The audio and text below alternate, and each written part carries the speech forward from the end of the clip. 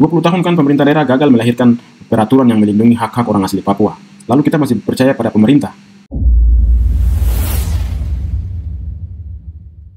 Video kali ini saya mau sampaikan ada 10 langkah yang terstruktur, yang terbaik menurut saya bisa dipakai untuk melawan ataupun menolak proses transmigrasi yang ada di tanah Papua. Walaupun transmigrasi itu terjadi dalam dua bentuk, yaitu melalui program pemerintah, difasilitasi pemerintah, dan program transmigrasi yang terjadi oleh sponsor personal pribadi yang masuk setiap saat di seluruh tanah Papua. Ketika kita tidur, kapal-kapal, pesawat masuk membawa orang banyak. Oke, kita langsung saja membahas 10 strategi jitu, 10 langkah jitu yang terbaik khusus untuk tanah Papua dalam rangka otonomi khusus. Yang pertama adalah harus lahirkan perda, peraturan daerah, regulasi pembatasan transmigrasi. Ya, itu peran siapa? Ya, desakan masyarakat itu jangan ke pusat, desak ke pemerintah daerah di Papua di sini untuk membuat peraturan daerah dalam rangka otonomi khusus, daerah khusus di wilayah Papua, bahwa peraturan yang membatasi, yang melarang ataupun yang memberikan kriteria tertentu supaya orang tidak masuk sembarangan di tanah Papua. Ya, penguatan peraturan dalam rangka otonomi khusus itu penting, mendukung orang asli Papua, khususnya pemerintah daerah melahirkan peraturan daerah untuk membatasi. Ya, lalu isi undang-undangnya nanti seperti apa? Jangan asal buat undang-undang tapi nanti pelaksanaan di lapangan nol. Ya, itu kan sudah sering terjadi. 20 tahun Otsus itu pemerintah sudah gagal tidak melindungi orang Papua melalui peraturan daerah, perdasi, perdasus, dan peraturan yang memproteksi orang Papua kan tidak lahir. Mungkin juga ada, tapi implementasi kan sulit. Ya, karena berbagai kepentingan. Isi yang harus ada di dalam perda itu misalnya berupa persyaratan ketat dalam hal izin. Ya, izin tinggal atau persyaratan kontribusi bagi pendatang untuk mendukung budaya lokal, pembangunan lokal dan sebagainya. Ya, tapi kita tahu bahwa mereka juga sadar diri dan mereka orang pendatang juga dalam kontribusi terbesar dalam bentuk pajak. Mereka membangun kota-kota dengan usaha dalam bentuk pajak. Jadi hal itu bisa diperketat, diperjelas dalam peraturan daerah, perdasi, perdasus dan segala macam aturan itu pemerintah daerah dengan DPR jangan lambat, harus cepat bergerak. Ya, harus dengar itu. Oke, poin kedua atau strategi kedua yaitu mengoptimalkan peran Majelis Rakyat Papua di seluruh tanah Papua di 6 provinsi yang ada. Jadi MRP itu harus bersuara, harus bertindak ya untuk memperjuangkan hak-hak orang asli Papua termasuk melindungi kepentingan budaya dan sosial masyarakat lokal ya dengan memberikan kewenangan lebih kepada MRP ya Majelis Rakyat Papua dalam meninjau kebijakan transmigrasi dan memekarkan wilayah. Ya, wilayah sudah terjadi, provinsi 6 sudah terjadi, artinya nanti akan ada banyak kabupaten yang lahir dan kita orang Papua ini juga kan kalau sudah kalah politik lalu minta pemekaran baru supaya dia mau naik lagi di situ, ambisi kekuasaan kan terlalu tinggi ya. Jadi yang kedua ini adalah harus melibatkan MRP atau MRP harus berdiri di paling depan untuk mendesak pemerintah, mendesak DPR melahirkan undang-undang peraturan daerah ya perda untuk melindungi tadi. Jadi MRP harus bertindak, Majelis Rakyat Papua seluruh tanah Papua tanpa terkecuali ya. Lalu strategi yang ketiga adalah memperkuat peran pemerintah daerah dalam menyeleksi pendatang. Jadi orang-orang yang mau datang dari luar itu jangan kirim orang yang tidak mampu ya. Bawa orang-orang ahli yang punya skill, yang punya kontribusi yang besar, bawa keahliannya, bukan bawa kemiskinan lalu memperkaya diri di tanah Papua. Tetapi ya ini peran pemerintah ya, ini peran pemerintah daerah dalam menyeleksi pendatang. Kita tidak bisa menerima begitu saja ya. Oke, itu ikut dalam peraturan yang lebih ketat, seleksi yang ketat, kontrol di bandara, kontrol di pelabuhan, pemerintah daerah menurunkan petugas dan sebagainya ya. Lalu nomor 4, strategi keempat adalah kampanye perlindungan tanah adat dan hak ulayat.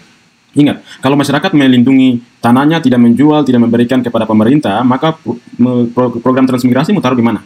Di udara kah? Di pohon kah? Tidak bisa. Tanah pegang peranan penting, kunci.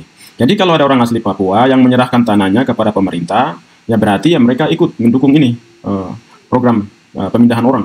Tetapi kalau semua masyarakat tidak menyerahkan tanahnya, ya agak sulit. Ya, tapi walaupun kenyataan di tanah Papua ini sekarang sudah banyak orang non-Papua pun sudah memiliki tanah berhektar-hektar. Artinya kalau pemerintah tidak ambil tanah dari masyarakat, hak ulayat masyarakat sulit, mereka bisa ambil tanah dari orang non-Papua yang sudah punya sertifikat. Jadi di sini juga agak sulit, tapi harus bisa meyakinkan masyarakat supaya tanah itu jangan diserahkan. Harus ada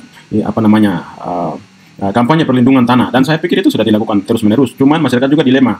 Di satu sisi kebutuhan mereka itu tidak dipenuhi, mungkin ada yang tidak punya pekerjaan, lalu dia tidak punya uang dan ada masalah tertentu yang dihadapi, dia butuh uang cepat, kadang tanah itu dilepas.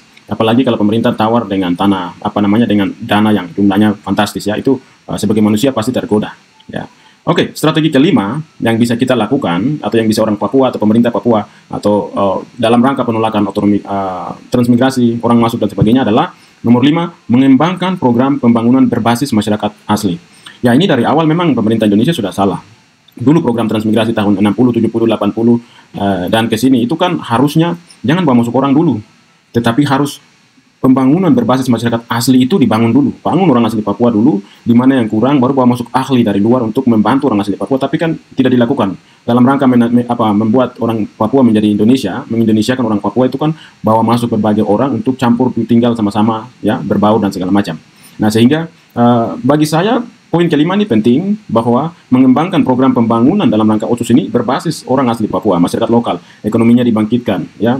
Jangan hanya diarahkan semua mau melamar CPNS, semua ke Pemda, tapi ekonominya, skillnya, apalagi kemampuan dari baik pendidikan formal maupun melalui pelatihan non formal ya, pelatihan yang ada, hidupkan kembali BLK yang dulu, yang melatih tukang-tukang, yang melatih peternakan, yang melatih pertanian, penyuluh-penyuluh pertanian yang handal didatangkan untuk melatih orang asli Papua. Nah, program-program seperti ini ya itu harus diutamakan. Jadi pembangunan berbasis kepada orang asli Papua. Itu cara kelima untuk melawan program transmigrasi. Lalu, poin ke-6 adalah menyuarakan dampak sosial pemekaran dan transmigrasi melalui media dan forum internasional. Ya, ini melibatkan forum internasional. Memanfaatkan media lokal, nasional, dan internasional untuk menyuarakan dampak negatif pemekaran dan transmigrasi di tanah Papua. Ya, tapi sekarang kita tanya, yang kuasai media di tanah Papua ini siapa? Untuk menyuarakan hal-hal seperti ini. Ya, beberapa waktu lalu kan Jujur Bicara itu kan diserang, dibom, dilempar, diancam oleh orang yang tak dikenal. Sementara pelakunya sulit, aparat sulit mencari, susah, masih proses. Media harus berbicara jujur, menggunakan forum yang ada, menggunakan media yang ada untuk menyuarakan sampai ke internasional. Ya, dalam rangka perlindungan orang asli, masyarakat pribumi, indigenous people yang di atas tanahnya. Ya, jadi itu adalah cara ke-6 untuk menyuarakan melalui media nasional, ya, dan bahkan media internasional dalam berbagai bahasa dan berbagai negara yang khususnya mendukung program-program perlindungan orang asli atau masyarakat indigenous, masyarakat pribumi ya. Lalu strategi ke-7 untuk melawan transmigrasi adalah mengadvokasi kebijakan pembangunan yang melibatkan masyarakat adat secara langsung. Jadi masyarakat adat itu langsung dilibatkan, berperan di situ, dia tugas apa, kerja apa, ya. Bukan hanya mereka jadi penonton, mereka dikumpulkan lalu dikasih nasi bungkus, ya, lalu mereka disuruh diam. Bukan, suruh datang kerja. Misalnya kamu jadi posisi untuk bagian apa, bidang masyarakat ke bidang karyawan dalam berbagai bidang yang ada. Jadi mereka dilibatkan, diberikan peran, diberikan tugas, tanggung jawab, dan awasi. Ya, jadi mengadvokasi kebijakan pembangunan yang melibatkan masyarakat adat secara langsung itu turun dari pemerintah, ya, maupun swasta. Tapi di awal tadi regulasi, peraturan dan lain-lain itu kan kebijakan dibuat oleh pemerintah dalam rangka otonomi khusus di tanah Papua. Jadi jangan jadikan orang asli Papua itu sebagai penonton. Kalau sebagai penonton, ya mereka wajar protes, marah. Di atas tanahnya sendiri mereka didiskriminasi dalam bentuk tidak memberikan pekerjaan, tidak memberikan peluang, ataupun mereka diberikan peluang ketika malas dan lain-lain, itu diawasi, dirangkul, disuruh datang, dipaksa dan sebagainya. Jangan dibiarkan, jangan jadikan alasan mereka malas itu sebagai senjata ampuh untuk tidak memasukkan mereka dalam kegiatan pembangunan. Yang ke-8 adalah mengadakan referendum atau survei opini untuk menentukan sikap terhadap transmigrasi. Jadi bisa melakukan referendum. Referendum itu tidak hanya dilakukan untuk merdeka atau penentuan nasib sendiri, tidak. Dalam program-program untuk meminta pendapat publik, apakah mereka setuju atau tidak setuju, itu perlu dilakukan juga referendum. Tapi referendum ini memang agak rancu sedikit karena harus diatur baik-baik. Apakah yang akan mengikuti referendum itu hanya orang asli Papua saja kah, atau orang yang ber-KTP Papua kah, dan sebagainya. Itu harus dipikir baik-baik.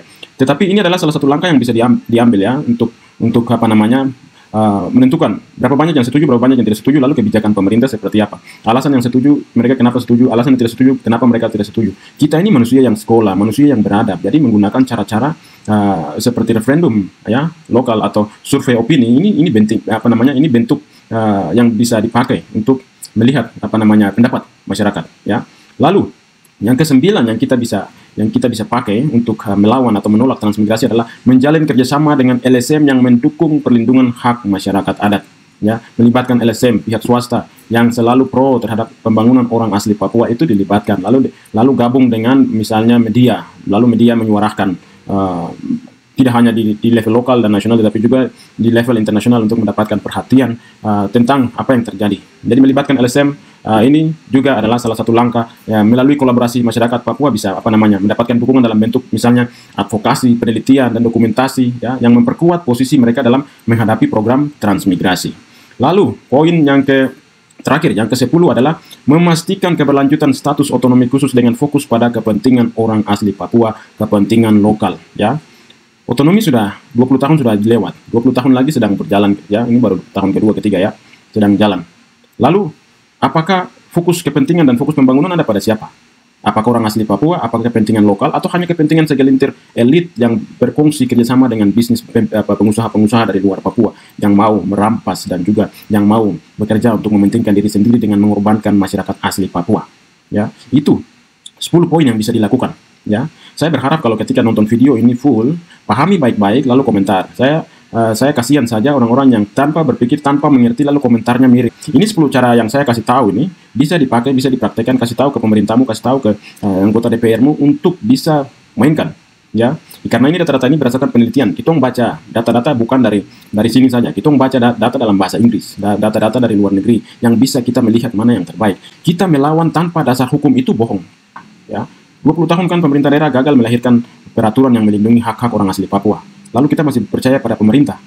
Ya, saya pikir itu. Jadi, jangan biasakan komentar miring tanpa dasar. Harus berdasarkan data, bukti. Loh, dulu kita tolak Otsus, sekarang barang sudah jalan. Bahkan orang Papua sedang baku rebut untuk menjadi gubernur, menjadi bupati, menjadi berbagai pimpinan di daerah ini. Ya. Lalu, bandara dibuka, pelabuhan dibuka, kasih tinggal saja seperti itu. Lalu Anda yakin sekali program transmigrasi itu tidak akan masuk. Tanpa pemerintah kirim pun sudah banyak masuk dan akan masuk dan terus masuk. Sehingga peraturan daerah, perda, regulasi dari 10 strategi ini penting untuk diterapkan. Saya pikir itu dulu. Sampai ketemu pada video-video selanjutnya. Oke? God bless you.